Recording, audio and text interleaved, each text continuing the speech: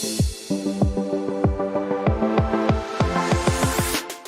straight highway leads to the foot of a tower. A man standing at the top of the tower observe a car at angle of depression of 30 degree which is approaching the foot of the tower with a uniform speed. 6 seconds later, the angle of depression of the car is found to be 60 degree. Find the time taken by the car to reach the foot of the tower from this point. एक सीधा राजमार्ग एक मीनार के पाद तक जाता है। मीनार के शिखर पर खड़ा एक आदमी एक कार को 30 डिग्री के अवनमन कोण पर देखता है जो मीनार के पाद की ओर एक समान चाल से जाती है। 6 सेकंड बाद कार का अवनमन कोण 60 डिग्री हो गया। इस बिंदु से मीनार के पाद तक पहुंचने में कार द्वारा लिया गया समय ज्ञात करना है। तो हमें समय टाइम फाइंड आउट करना है। अब देखो टाइम के लिए हमें क्या करना पड़ेगा, दो चीजें यहाँ पे। हमें हमारे पास जो फॉर्मूला है वो डिस्टेंस का होता है, लेकिन यहाँ पे टाइम भी फाइंड आउट करना है और उसकी स्पीड भी। तो हमें जो फॉर्मूला होता है ना, कौन सा वाला, distance equal to time into speed, ये भी हमें यहाँ पे यूज करना है।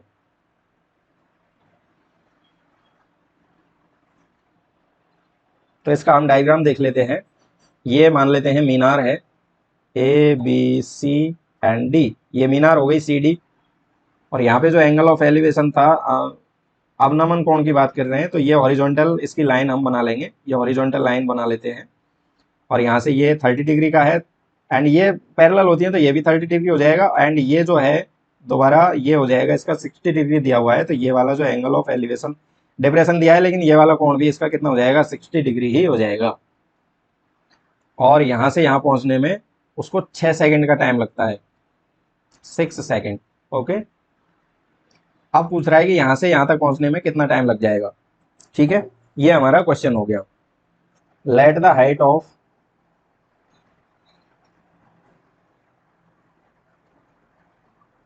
टावर की जो हाइट है उसको हम मान लेते हैं एच मीटर। सी डी हमने मानी है, लेकिन इसको हम मान लेते हैं एच मीटर।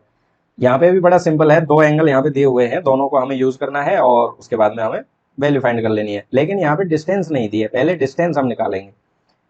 ठीक है,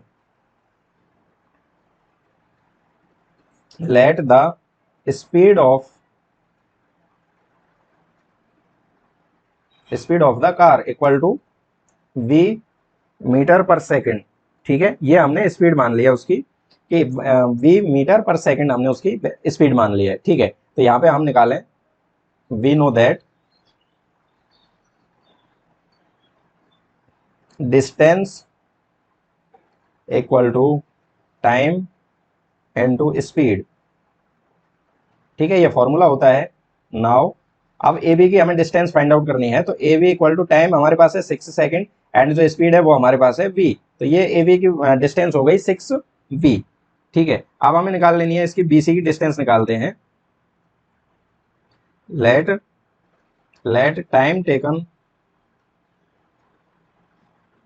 bye the car to reaching the tower. Tower तक पहुंचने में मान लेते हैं उसको n सेकंड का समय और लगता है। तो यहाँ पे bc की वैल्यू क्या आ जाएगी, bc इक्वल हो जाएगा, यहाँ पे टाइम हमारे पास है n सेकंड एंड स्पीड हमारे पास v है। तो यहाँ पे time n second and speed हो गई v, तो ये हो जाएगा n v। bc की वैल्यू हो जाएगी, जो डिस्टेंस है वो हो जाएगी n v। अब हमारे पास ये n v हमने निकाल लिया, ये हो गया हमारे पास 6v। अब दोनों डिस्टेंस को हम यूज करेंगे और दोनों ट्राइंगल से हम सॉल्व करेंगे। ठीक है,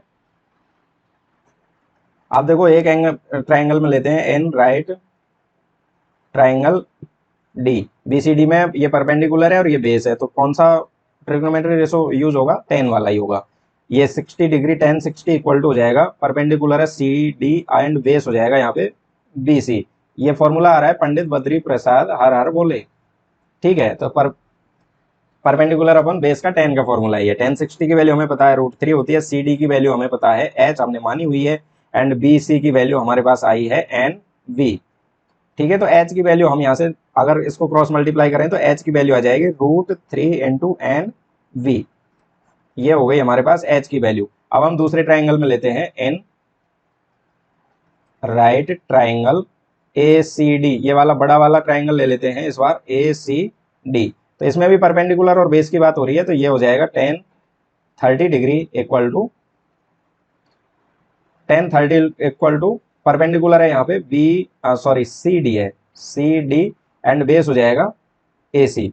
तो 1030 की वैल्यू हमें पता है 1/√3 इक्वल टू सी डी की वैल्यू एच एंड ए सी की वैल्यू। अब देखो ए सी की वैल्यू कैसे आएगी, A B plus N B, तो यहाँ से यहाँ तक क्या हो जाएगा 6b प्लस एन वी, ये हो जाएगी ए सी की वैल्यू। तो यहाँ पे अब 6 यहाँ बी यहाँ से कॉमन भी आ जाएगा तो वी, या फिर इसको लिख ही देते हैं 6v plus N V.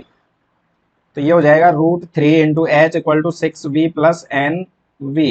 H की वैल्यू आ जाएगी 6v plus N V upon √3, equation number 4।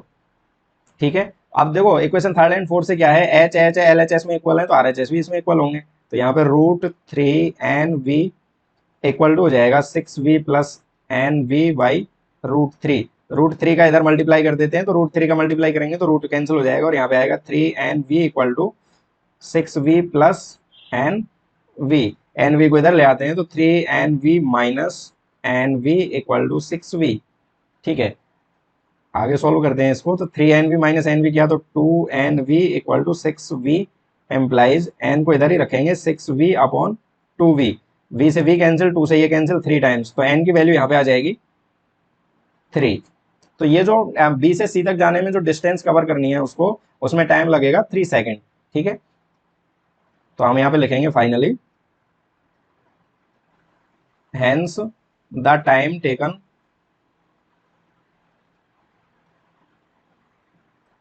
Bye the car to reach the foot of, देखो ये पूरा बिल्कुल लैंग्वेज यहीं से लिखनी होती है, the foot of the tower equal to 3 second. ये हो जाएगा हमारा आंसर। तो इस तरीके से हमें यहाँ पे